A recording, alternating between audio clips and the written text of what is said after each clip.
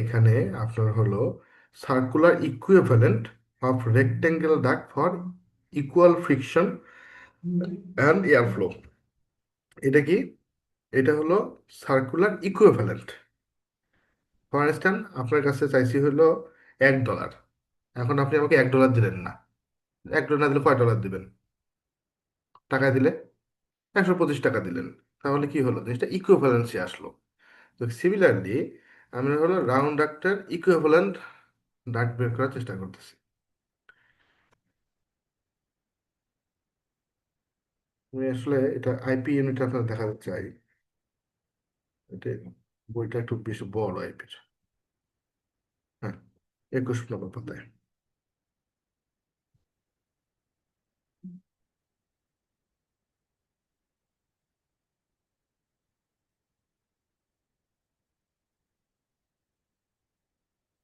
হুম।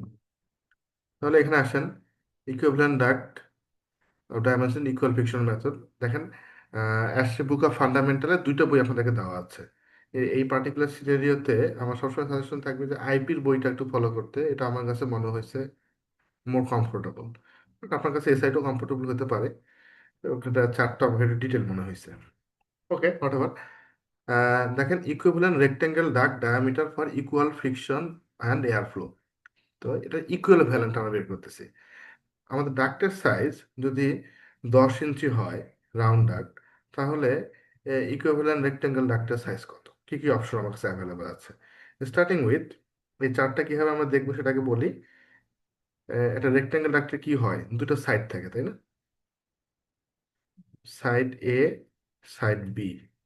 তো আপনার এই পার্টিকুলার চার্টটা ইউজ করতে হলে একটা সাইড হলো সাইড বি, এটা হলো সাইড এ, আর এটা হলো আপনার এইখানে যে ডাটাগুলো দেওয়া আছে